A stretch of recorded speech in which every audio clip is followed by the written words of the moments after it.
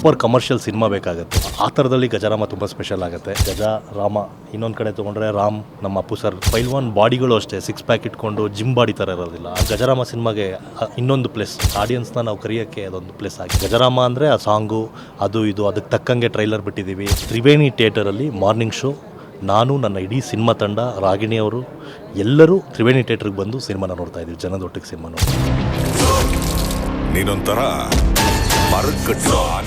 Sandalwood massive star ಯಾರು ಹೇಳಿ, ರಾಜವರ್ಧನ್ ಅವರು ಇವತ್ತು ನಮ್ಮೊಟ್ಟಿಗಿದ್ದಾರೆ.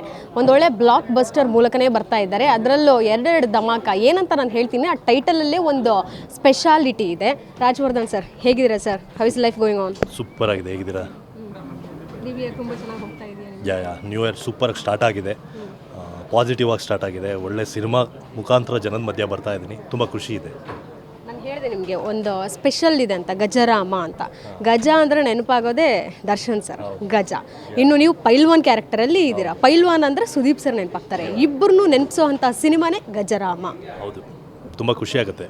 ಅಂದರೆ ಆ್ಯಕ್ಷನ್ ಮೂವಿ, ಒಬ್ಬ ಹೀರೋಗೆ ಆ್ಯಕ್ಷನ್ ಎಲಿವೇಟೆಡ್ ಸೀನ್ಸ್ಗಳು ಬೇಕಾಗತ್ತೆ. ಅಂದರೆ ಒಂದು ಪ್ರಾಪರ್ ಕಮರ್ಷಿಯಲ್ ಸಿನಿಮಾ ಬೇಕಾಗುತ್ತೆ. ಆ ಥರದಲ್ಲಿ ಗಜರಾಮ ತುಂಬ ಸ್ಪೆಷಲ್ ಆಗುತ್ತೆ. ನೀವಾಗಲೇ ಹೇಳ್ದಾಗೆ ಗಜ ರಾಮ ಇನ್ನೊಂದು ಕಡೆ ತೊಗೊಂಡ್ರೆ ರಾಮ್ ನಮ್ಮ ಅಪ್ಪು ಸರ್ ಮೂವಿ, ಎಲ್ಲರೂ ಇದ್ದಾರೆ. ಪ್ಲಸ್ ಅಯೋಧ್ಯೆ, ರಾಮ ಸ್ಟ್ಯಾಚ್ಯೂ ಎಲ್ಲ ತುಂಬ ಪಾಸಿಟಿವ್ ಆಗಿದೆ. ಸಿನಿಮಾಗೆ ಎಲ್ಲ ಪಾಸಿಟಿವ್ ಆಗಿ ಹೇಗೆ ಸ್ಟಾರ್ಟ್ ಮಾಡಿದ್ವಿ ಹಾಗೆ ಮುಗಿದು ಫೆಬ್ 7ಗೆ ರಿಲೀಸಿಗೆ ಬರ್ತಾಯಿದ್ದೀವಿ. ಒಂದಷ್ಟು ವಿಷಯಗಳನ್ನ ನೀವು ಹೇಳ್ತಿದ್ರಿ ಸ್ಟೇಜ್ ಮೇಲೆ, ಈ ಸಿನಿಮಾನೇ ಬಿಡಬೇಕು ಅಂತ ನಾನು ಅಂದ್ಕೊಂಡಿದ್ದೆ. ಆ ರೀತಿ ಒಂದಷ್ಟು ಸವಾಲುಗಳು ಎದುರಿಸಿ ಬಂದು ಇವತ್ತು ನಿಂತು ಫೆಬ್ರವರಿ 7ಕ್ಕೆ ರಿಲೀಸ್ ಮಾಡಬೇಕಂತ ಸವಾಲಿಗೆ ಸವಾಲು ಹಾಕಿದ್ದೀರಾ. ಇಲ್ಲ ಅಂದರೆ ಪ್ರೊಡಕ್ಷನ್ ಹೌಸಿಂದ ಒಂದು ಸ್ವಲ್ಪ ಪ್ರಾಬ್ಲಮ್ ಆಯಿತು ಆ ಟೈಮಲ್ಲಿ. ಯಾವ ಥರ ಪ್ರಾಬ್ಲಮ್ ಅದು ಅಂದರೆ ಫಿನಾನ್ಷಿಯಲಿ ದುಡ್ಡು ಇಲ್ಲದೆ ಅಂತಲ್ಲ, ಒಂದು ಆಕ್ಸಿಡೆಂಟ್ ಆಗುತ್ತೆ. ಅದಾದಮೇಲೆ ಬೇರೆ ಸಿನಿಮಾ ಅಷ್ಟು ಅಂದ್ಕೊಂಡಂಗೆ ಅಷ್ಟು ಓಡಲ್ಲ. ಮತ್ತೆ ಇನ್ನೊಂದು ಸಾರಿ ಸಿನಿಮಾಗೆ ಮತ್ತೆ ಯೂಜ್ ಇನ್ವೆಸ್ಟ್ಮೆಂಟ್ ಮಾಡೋದು ಆ್ಯಕ್ಚುಲಿ ಪ್ರೊಡ್ಯೂಸರ್ ಪಾಯಿಂಟ್ ಆಫ್ ವ್ಯೂಲಿ ತುಂಬ ಕಷ್ಟದ ಕೆಲಸ ಅದು. ಆ ಥರ ಇದ್ರೂ ಅದು ಯಾರಿಗೂ ಗೊತ್ತಾಗ್ದಾಗೆ ನಾನು ಅದಕ್ಕೆ ಇವತ್ತು ಅದನ್ನ ಹೇಳಬೇಕು. ಅಂದರೆ ಇವತ್ತು ಹೇಳಿದ್ರೆ ಮಾತ್ರ ಅದು ಗೊತ್ತಾಗೋದು, ಬೇರೆಯವ್ರಿಗೆ ಇಲ್ಲಾಂದರೆ ಗೊತ್ತಾಗೋದಿಲ್ಲ. ಅಷ್ಟು ಕಷ್ಟ ಇರುತ್ತೆ ಒಂದು ಸಿನಿಮಾ ಹಿಂದೆ. ಯಾವುದೂ ₹1 ಯಾರಿಗೂ ಮೋಸ ಮಾಡಿದಾಗೆ ಇಡೀ ಸಿನಿಮಾನ ತುಂಬ ಚೆನ್ನಾಗಿ ನಡೆಸ್ಕೊಂಡು ಇಷ್ಟು ಹ್ಯೂಜ್ ಅಮೌಂಟ್ ಖರ್ಚು ಮಾಡಿದ್ರು. ಅದಕ್ಕೋಸ್ಕರನೇ ಇಷ್ಟು ಚೆನ್ನಾಗಿ ಬಂದಿರೋದು ಸಿನಿಮಾ. ಇವತ್ತು ಎಲ್ಲ ಆರ್ಟಿಸ್ಟ್ಗಳು ಬಂದಿದ್ದಾರೆ ಅಂದರೆ ಆ ಪ್ರೊಡಕ್ಷನ್ ಹೌಸಿಂದಾನೆ. ಏನೇ ಇನ್ಸಿಡೆಂಟ್ ಇದ್ರೂ ಯಾರಿಗೂ ಏನೂ ಹೇಳದೆ ಇಷ್ಟು ಚೆನ್ನಾಗಿ ಮಾಡಿಕೊಟ್ರು ಸಿನಿಮಾ. ಅದೇ Life Line Pictures speciality. So Pailwaan ಆಗಿ ಕಾಣಿಸ್ಕೊಂಡಿದ್ದಾರೆ. ಅದರ ಹಿಂದೆ ನೀವು ಪರಿಶ್ರಮ ಇದ್ದೇ ಇರುತ್ತೆ. ಖಂಡಿತವಾಗ್ಲೂ ಪೈಲ್ವಾನ್ ಹೇಗಿರ್ತಾರೆ ಅದರದ್ದು ಒಂದು ತಯಾರಿ ಪ್ರತಿಯೊಂದು ಯಾವ ರೀತಿ ನೀವು ಮಾಡ್ಕೊಂಡಿದ್ರಿ? ಅಂದರೆ ಮಣ್ಣಿಗೆ ತಮ್ಮದೇ ಆದಂಥ ಬೆಲೆ ಇದೆ. ನಿಮಗೆ ಗರಡಿಯಲ್ಲಿ ನಾವು ಮಣ್ಣಿಗೆ ಯಾವಾಗ ಕುಸ್ತಿಗೆ ಹೋಗ್ತೀವಲ್ಲ ಅಲ್ಲಿ ಸ್ಲಿಪ್ಪರ್ ಹಾಕೋಕ್ಕಿರಲ್ಲ. ಪ್ಲಸ್ ಅದಾದಮೇಲೆ ನಾನ್ ವೆಜ್ ತಿನ್ನೋ ಥರ ಇರೋದಿಲ್ಲ. ಪ್ರತಿ ಸಾರಿ ನೀವು ಅಖಾಡಾಗಿ ಇಳಿಬೇಕಾದ್ರೆ ನೀವು ತುಂಬ ಶಿಸ್ತಾಗಿರಬೇಕು. ಆವಾಗಲೇ ನಿಮಗೆ ಆ ಮಣ್ಣು ನಾವು ಮಣ್ಣಿಗೆ ಎಷ್ಟು ರೆಸ್ಪೆಕ್ಟ್ ಕೊಡ್ತೀವೋ ಅಷ್ಟು ತುಂಬ ಚೆನ್ನಾಗಿ ಬರುತ್ತೆ. ಮತ್ತು ತುಂಬ ಇದು ಮ್ಯಾನ್ಲಿ ಗೇಮ್ ಇದು. ನಿಮಗೆ ಇಲ್ಲಿ ರೋಪ್ ಹಾಕೋಕ್ಕಾಗಲ್ಲ, ಏನು ಮಾಡಲ್ಲ, ಕಲೀಲೇಬೇಕಾಗುತ್ತೆ. ತುಂಬ ಮ್ಯಾಸಿವ್ ಫೈಟ್ಸ್ಗಳಿದೆ ಇದರಲ್ಲಿ. ಮತ್ತು ನನಗಿಂತ ಹ್ಯೂಜ್ ಇರೋವಂಥ ರೆಸ್ಲರ್ಸ್ಗಳು ಬಂದಿದ್ದಾರೆ. ಅವ್ರಗಳ ಜೊತೆ ಎಲ್ಲ ಮಾಡಬೇಕಾಗುತ್ತೆ. ತುಂಬ ಫಿಸಿಕಲಿ ಡ್ಯಾಮೇಜ್ ಆಗ್ತೀವಿ ನಾವು. ಆ ಥರದ್ದೆಲ್ಲ ಕಷ್ಟಪಟ್ಕೊಂಡು ಸಿನಿಮಾ ಮಾಡಿದ್ದೀವಿ. ಓಕೆ, ತುಂಬ ಚೆನ್ನಾಗಿ ಬಂತು. ಅಂದರೆ ಪೈಲ್ವಾನ್ ಅಂದರೆ ನಾವು ನಂಬಿಸ್ಲೇಬೇಕಾಗತ್ತೆ ಜನನ. ನಾವೇನೋ ಒಂದು ಮ್ಯಾಜಿಕ್ ಮಾಡೋಕ್ಕಾಗಲ್ಲ, ಅಲ್ಲಿ ಡೂಪ್ ಹಾಕೋಕ್ಕಾಗಲ್ಲ.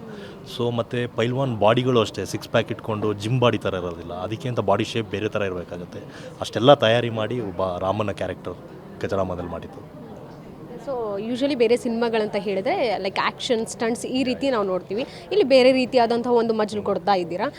ಸೊ ಏನಾದರೂ A2 ಆಗಿರೋದು ಉಂಟಾ ನಿಮಗೆ? ಯಾವ ರೀತಿ ಸುಧಾರಿಸ್ಕೊಂಡ್ರಿ? ಇಲ್ಲ, 100% ಅಷ್ಟು ಹೆವಿ ಫೈಟ್ಸ್ ಇದ್ದಾಗ ಇಂಜುರೀಸ್ಗಳಾಗತ್ತೆ. ಅಂದರೆ ನಾನು ಏನು ಹೇಳೋದು ಅಂದರೆ ಅದೆಲ್ಲ ನಾವು ಪಬ್ಲಿಸಿಟಿ ಪರ್ಪಸ್ ತೊಗೊಬಾರ್ದು.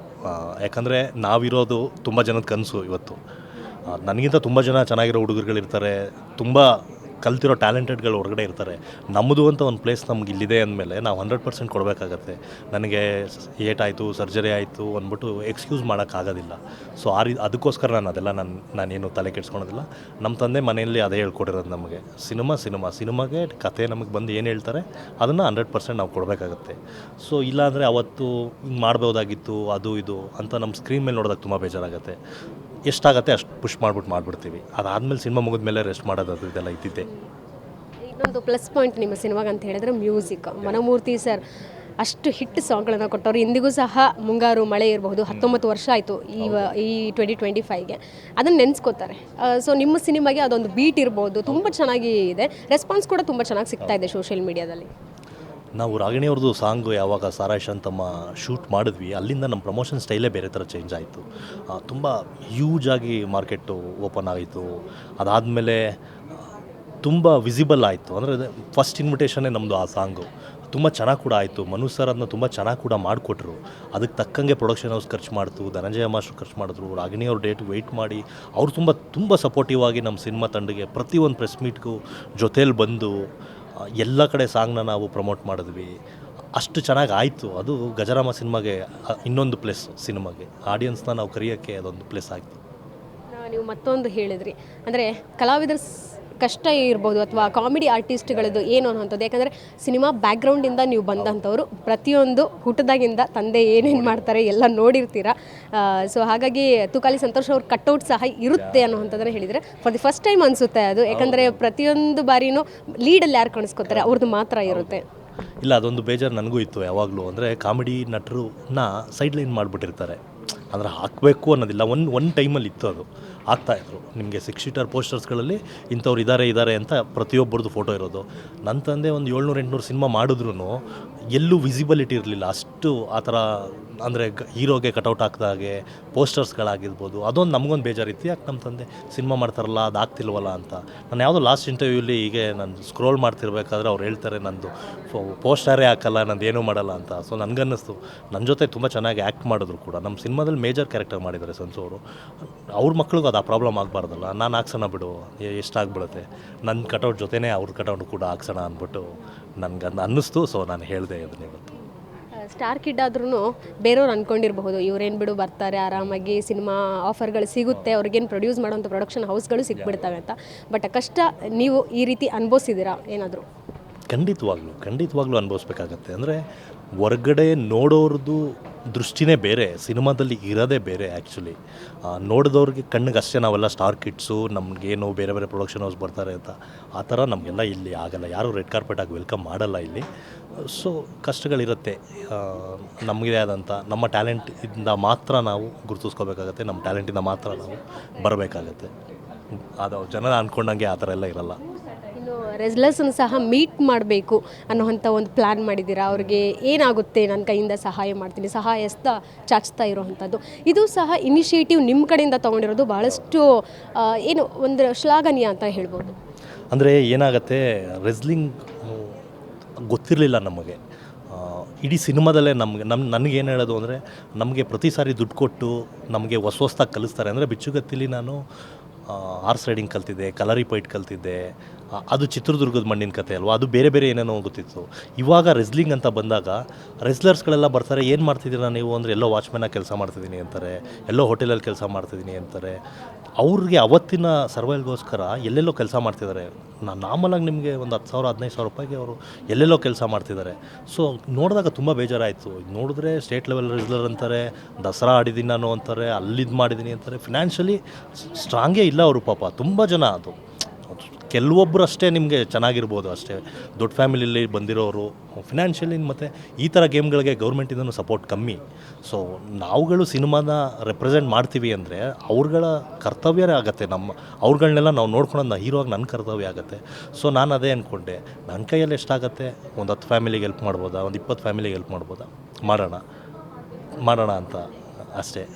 ನೋಡೋಣ ಯಾವ ಥರ ಆಗುತ್ತೆ. ಮತ್ತಿದೊಂದು ಈ ಸಿನಿಮಾಗೆ ಮಾತ್ರ ನಿಲ್ಲಲ್ಲ, ನನ್ನ ಪ್ರತಿ ಸಿನಿಮಾ ಪೇಮೆಂಟ್ ಬಂದಾಗಲೂ ನಾನು ತೊಗೊಂಡೋಗಿ ಕೊಡ್ತೀನಿ.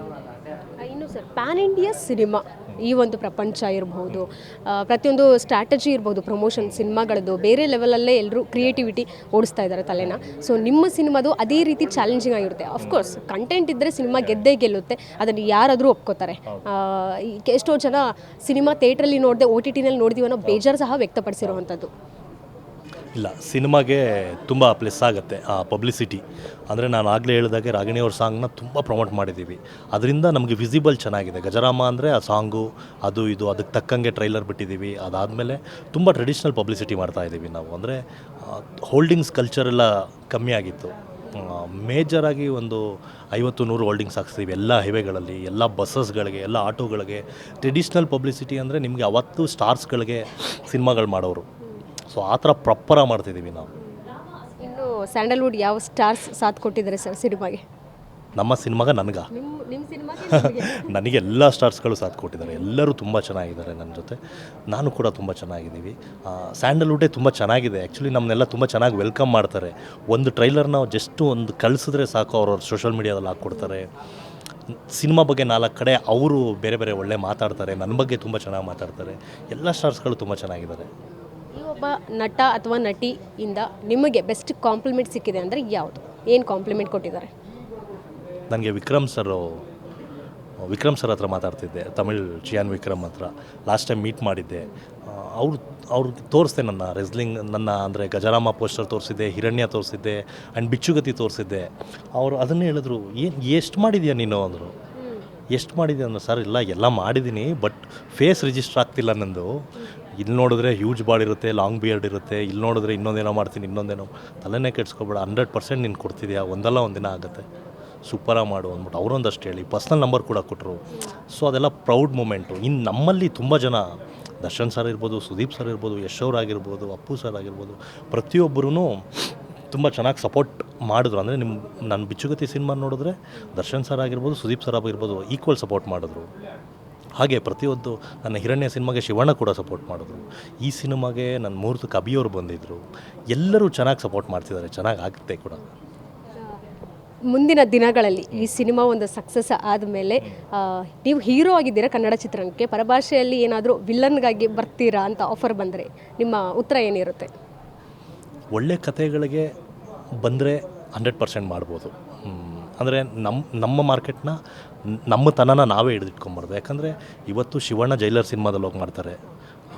ತುಂಬ ದೊಡ್ಡ ಅಂದರೆ ಆರ್ಟಿಸ್ಟ್ಗಳಿಗೆ ಇವತ್ತು ಮಾರ್ಕೆಟ್ ಓಪನ್ ಆಗಿದೆ, ಪಾತ್ರಗಳಿದೆ, ಇವರೇ ಬೇಕು ಅಂತ ಕರ್ಕೊಂಡು ಹೋಗ್ತಿದ್ದಾರೆ. ನನಗೂ ಕೂಡ ಒಂದು 4-5 ಆಪ್ಷನ್ಸ್ಗಳಿದೆ. ಈಗ ಗಜರಾಮ ಪ್ರಮೋಷನ್ ಇರೋದ್ರಿಂದ ಅದನ್ನೆಲ್ಲ ಹೋಲ್ಡ್ ಮಾಡಿ ನಾನು ಟಿಲ್ 15th 20th ಇಲ್ಲಿರಬೇಕಾಗತ್ತೆ. ಅದಕ್ಕೋಸ್ಕರ ನಾನು ಯಾವುದೂ ಕೈ ಹಾಕ್ತಿಲ್ಲ. ಸೊ ಮುಂದಿನ ದಿನಗಳು 100% ಚೆನ್ನಾಗಿ ಬಂದರೆ 100% ಮಾಡೋದು. ಕಬೀರ್ ಸಿಂಗ್ ಅವ್ರ ಜೊತೆನೂ ಎದುರಾಳಿಯಾಗಿ ನಿಂತಿದ್ದೀರಾ. ಹೇಗೆ ನಡೀತು ಸರ್ ಇಬ್ಬರದು ಒಂದು ಶೂಟಿಂಗ್ ಸ್ಪಾಟಲ್ಲಿ ಇರ್ಬೋದು? ಒಂದು ಸಲ ಚಿತ್ರೀಕರಣ ಟೈಮಲ್ಲಿ ಇನ್ವೈಟ್ ಮಾಡಿದ್ರಿ, ಸೊ ಬಂದಿದ್ವಿ ಪ್ರೆಸ್ ಮೀಟಿಗೆಲ್ಲ ನೋಡಿದ್ವಿ. ಒಂದು ಇಬ್ಬರದು ಆ್ಯಕ್ಷನ್ ಸೀನ್ಸ್ ಎದುರಾಗ್ತೀರಾ, ಜೊತೆಗೆ ಅವ್ರು ಏನು ಮಾತಾಡಿದ್ರು ನಿಮ್ಮ ಜೊತೆಗೆ ಶೂಟಿಂಗ್ ಸ್ಪಾಟಲ್ಲಿ? ಯಾಕಂದರೆ ಅವ್ರು ತುಂಬ ಬಾಲಿವುಡ್ಡಲ್ಲೇ ಬ್ಯುಸಿಯಾಗಿರ್ತಾರೆ. ಹೌದು, ಇವಾಗ ಮಾರ್ಕೋದಲ್ಲಿ ಸೂಪರಾಗಿ ಮಾಡಿದ್ದಾರೆ. ನಾನು ಮಾರ್ಕೋ ಮೂವಿ ನೋಡಿ ಕಾಲ್ ಮಾಡಿ ಹೇಳಿದೆ, ಸಖತ್ತಾಗಿ ಮಾಡಿದ್ದಾರೆ ಬ್ರದರ್ ಸಿನಿಮಾನ ಅಂತ. ಅವರು ನಮ್ಮ ಗಜರಾಮ ಬಗ್ಗೆ ಕೇಳ್ತಾಯಿದ್ರು. ಪ್ರಮೋಷನಲ್ಲಿ ಏನೇ ಬೇಕು ಅಂದರೆ ಹೇಳಿ, ನಾನು ಮಾಡ್ಕೊಡ್ತೀನಿ. ಇನ್ ಕೇಸ್ ನಾನು ಯಾವುದೇ ಶೂಟಿಂಗ್ ಬ್ಯುಸಿ ಇದ್ರೂ ನಾನು ವೀಡಿಯೋ ಬೈಟ್ಸ್ ಆದರೂ ಕಳಿಸ್ಬೋದು, ನಾನು ಕಳಿಸ್ಕೊಡ್ತೀನಿ, ರಿಲೀಸ್ ಮಾಡಿ, ತುಂಬ ಚೆನ್ನಾಗಾಗತ್ತೆ. ಆದರೆ ಪರ್ಸ್ನಲಿ ನನಗೆ ತುಂಬ ಒಳ್ಳೆಯ ಫ್ರೆಂಡು. ನಾನು ಅದೇ ಪ್ರೆಸ್ ಮೀಟ್ ಮಾಡಿ ಒಂದೂವರೆ ವರ್ಷ ಆಯಿತು. ಸೊ ಅವತ್ತಿಂದ ಇವತ್ತವರೆಗೂ ನನಗೆ ಡೈಲಿ ಕಾಂಟ್ಯಾಕ್ಟಲ್ಲಿದ್ದಾರೆ. ಅಂದರೆ ಅವ್ರು ಏನು ಹೇಳೋದು ಅಂದರೆ, ಸಿನಿಮಾ ಬಿಟ್ಟು ಬೇರೆ ಲೈಫ್ ಇದೆ, ಅಷ್ಟೇ ಎಫರ್ಟ್ ಹಾಕ್ಬೇಡ, ಏನಾದರೂ ಆಗುತ್ತೆ ಅಂದರೆ. ನಿಮ್ಗೆ ಗೊತ್ತಿರ್ಬೋದು, ಅವತ್ತು ಗ್ಲಾಸ್ ಹೊಡೆಯೋದೊಂದು ಸೀನ್ ಇತ್ತು. ಅದು ಮಾಡಿದಾಗ ತುಂಬ ಹರ್ಟ್ ಆದರು.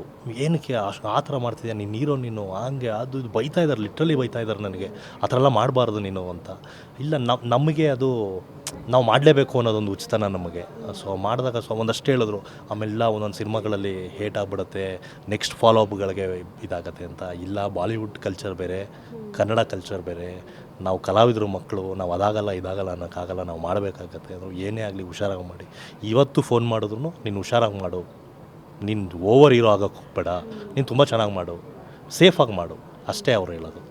ಸಿನಿಮಾ ರಿಲೀಸ್ಗೆ ರೆಡಿ ಇದೆ, ತಯಾರಿ ಸಹ ಭರ್ಜರಿಯಾಗಿ ನಡೀತಾ ಇರೋವಂಥದ್ದು. ಸೊ ಹಿಟ್ ಫ್ಲಾಪ್ಗಳನ್ನು ಯಾವ ರೀತಿ ನೀವು ಅಂದರೆ ಯಾವ ರೀತಿ ಡಿಫೈನ್ ಮಾಡ್ತೀರಾ ಅಂತ ವಿಶ್ಲೇಷಣೆ? ಹಿಟ್ಟು ಫ್ಲಾಪು ಅನ್ನೋದು ಯಾವುದೂ ಇರೋದಿಲ್ಲ. ಸಿನಿಮಾ ಯಾವತ್ತೂ ಸೋಲಲ್ಲ. ಸಿನಿಮಾನ ಸಾಯಿಸ್ತಾರೆ, ಪ್ರಮೋಷನ್ ಇಲ್ಲದೆ ಸಾಯಿಸ್ತಾರೆ, ಆವಾಗ ಸಿನಿಮಾ ಸೋತ ಹಾಗೆ. ಸೊ ಹಿಟ್ಟು ಫ್ಲಾಪ್ ಅನ್ನೋದು ಬರೋದೇ ಇಲ್ಲ. ಆ್ಯಕ್ಚುಲಿ ಪ್ರಾಪರಾಗಿ ಸಿನಿಮಾನ ನೀವು ಜನಕ್ಕೆ ರೀಚ್ ಮಾಡಿದ್ರೆ 100% ಸಿನಿಮಾ ರೀಚ್ ಆಗುತ್ತೆ. ನಮಗೆ ಆದಂಥ ಒಂದು ಆಡಿಯನ್ಸ್ ಇರ್ತಾರೆ, ಸಿನಿಮಾ ನೋಡ್ತಾರೆ ಕೂಡ. ನಮ್ಮ ಆಡಿಯನ್ಸ್ ಯಾರು ಅನ್ನೋದು ನಮಗೆ ಗೊತ್ತಿರಬೇಕು ಫಸ್ಟ್ ಆಫ್ ಆಲು. ಅದು ಪ್ರೊಡಕ್ಷನ್ ಹೌಸ್ಗೆ ಸಪೋರ್ಟ್ ಇರಬೇಕು, ಪ್ರೊಡಕ್ಷನ್ ಹೌಸ್ಗೆ ನಾಲೆಡ್ಜ್ ಇರಬೇಕು. ನೀವು ಕೆಲವೊಂದು ಸಿನಿಮಾದಲ್ಲಿ ಏನಾಗುತ್ತೆ ಅಂದರೆ, 2 ಇಂಟರ್ವ್ಯೂ ಸಾಕು, 3 ಪೋಸ್ಟರ್ ಸಾಕು, 1 ಯೂಟ್ಯೂಬ್ ಇಂಟರ್ವ್ಯೂ ಸಾಕು. ಎಲ್ಲಾಗತ್ತೆ ಆ ಥರ? ಆಗಲ್ಲ. ಆ ಥರದಿಲ್ಲ. ಪ್ರಾಪರಾಗಿ ನೀವು ಏನು ಮಾಡಬೇಕಲ್ಲ, ಟ್ರೆಡಿಷ್ನಲ್ ಪಬ್ಲಿಸಿಟಿ ಅನ್ನೋದು ಏನಿತ್ತಲ್ಲ ಅಷ್ಟು ಮಾಡಿದ್ರೇ. ಅಂದರೆ ನಾನು ಹೇಳೋದು 4 ಕೋಟಿ 5 ಕೋಟಿ ಇನ್ವೆಸ್ಟ್ ಮಾಡಿ ಒಂದು 50 ಲ್ಯಾಕ್ಸು ಖರ್ಚು ಮಾಡಿದೆ, ಒಂದು 5 ಲಕ್ಷದಲ್ಲಿ ಮಾಡಿ 10 ಲಕ್ಷದಲ್ಲಿ ಮಾಡಿ ಅಂದರೆ ಎಲ್ಲಿ ಜನಕ್ಕೆ ರೀಚ್ ಆಗುತ್ತೆ. ಅದಾದಮೇಲೆ ಆಡಿಯನ್ಸಿಗೆ ಬ್ಲೇಮ್ ಮಾಡೋದು, ಸಿನಿಮಾ ನೋಡ್ತಿಲ್ಲ, ಜನ ಬರ್ತಿಲ್ಲ ಅಂತ. ಮತ್ತು ಮಂತ್ಲಿ ವೀಕ್ಲಿ ನಮ್ಮ ವೀಕಲ್ಲೇ 6, 7, 8 ಸಿನಿಮಾಗಳು ರಿಲೀಸ್ ಆಗ್ತಿರುತ್ತೆ. ಸೊ ಅದೆಲ್ಲ ಒಂದು ಸ್ವಲ್ಪ ತಪ್ಪಬೇಕು. ಸೊ ಅದೆಲ್ಲ ಆದರೆ ಸಿನಿಮಾ 100% ಗೆದ್ದೇ ಗೆಲ್ಲತ್ತೆ. ಯಾಕಂದರೆ ನಿಮಗೆ 50-60 ಸಿನಿಮಾ ರಿಲೀಸ್ ಆಗ್ತಿದ್ದಾಗ ತುಂಬ ಸಿನಿಮಾಗಳು ಗೆಲ್ತಿತ್ತು. ಇವತ್ತು 280, 300 ಸಿನಿಮಾಗಳು ರಿಲೀಸ್ ಆಗ್ತಿರೋದು. ಅದಕ್ಕೋಸ್ಕರ ಗೊತ್ತಾಗ್ತಿಲ್ಲ, ಸಿನಿಮಾ ಪಬ್ಲಿಸಿಟಿ ಇಲ್ಲದೆ ಸಾಯ್ತಾ ಇದೆ ಅಷ್ಟೇ. 100%. ಯಾಕಂದರೆ ಹಿಟ್ ಸಿನಿಮಾ ಆಗಲಿ ಫ್ಲಾಪ್ ಸಿನಿಮಾ ಆಗಲಿ ಎಲ್ಲರ ಎಫರ್ಟು ಸೇಮೇ. ಎಲ್ಲರೂ ನಿದ್ದೆಗಟ್ಟು ಮಾಡಿರ್ತಾರೆ, ಎಲ್ಲರೂ ಈ ಸಿನಿಮಾಯಿಂದ ಏನೋ ಒಂದು ನನಗೆ ಲೈಫ್ ಆಗತ್ತೆ ಅಂತಲೇ ಮಾಡಿರ್ತಾರೆ. ಎಲ್ಲೋ ಮಿಸ್ಗೈಡ್ಗಳಿಂದ ಅದು ಸಿನಿಮಾ ಹಾಳಾಗತ್ತೆ ಅಷ್ಟೇ. ಓಕೆ, ಕೊನೆಯದಾಗಿ ಸಿನಿಮಾ ರಿಲೀಸ್ ಆಗ್ತಿದೆ, ಫೆಬ್ರವರಿ 7ಕ್ಕೆ ಯಾವ ಥಿಯೇಟರ್ಗೆ ಬರ್ತೀರಾ? ಫ್ಯಾನ್ಸ್ ಜೊತೆ ಕೂತು ಸಿನಿಮಾ ನೋಡ್ತೀರಾ? 100%. ತ್ರಿವೇಣಿ ಥಿಯೇಟರಲ್ಲಿ ಮಾರ್ನಿಂಗ್ ಶೋ, ನಾನು ನನ್ನ ಇಡೀ ಸಿನಿಮಾ ತಂಡ, ರಾಗಿಣಿಯವರು ಎಲ್ಲರೂ ತ್ರಿವೇಣಿ ಥಿಯೇಟ್ರಿಗೆ ಬಂದು ಸಿನಿಮಾನ ನೋಡ್ತಾ ಇದ್ದೀವಿ, ಜನದೊಟ್ಟಿಗೆ ಸಿನಿಮಾ ನೋಡ್ತಿದ್ದೀವಿ. ಅದಾದಮೇಲೆ ಮಂಡ್ಯ, ಮೈಸೂರು, ಬೇರೆ ಒಂದಷ್ಟು ಪ್ಲ್ಯಾನ್ಸ್ಗಳಿದೆ. 100% ಎಲ್ಲ ಕಡೆ ಹೋಗ್ತೀವಿ. Very all the best sir. ನಿಮ್ಮ ಸಿನಿಮಾಗೆ ಬಿಚ್ಚುಗತ್ತಿ ಆದಮೇಲೆ ಗಜರಾಮ ಮೂಲಕ ಬರ್ತಾ ಇದ್ದೀರಾ, ಗಜಾ ರೀತಿನೇ ನಡ್ಕೊಂಡು ಬನ್ನಿ. Thank you so much. Thank you sir. ಇದಿಷ್ಟು ಸ್ಯಾಂಡಲ್ವುಡ್ ನಟ ಮ್ಯಾಸಿವ್ ಸ್ಟಾರ್ ರಾಜವರ್ಧನ್ ಅವರ ಮಾತಾಯಿತು. ಕ್ಯಾಮ್ರಾ ಪರ್ಸನ್ ಅಜಯ್ ಜೊತೆ Keerthi Patil, Guarantee News, Bengaluru. Guarantee News, ಸುದ್ದಿ ಖಚಿತ, ನ್ಯಾಯ ನಿಶ್ಚಿತ.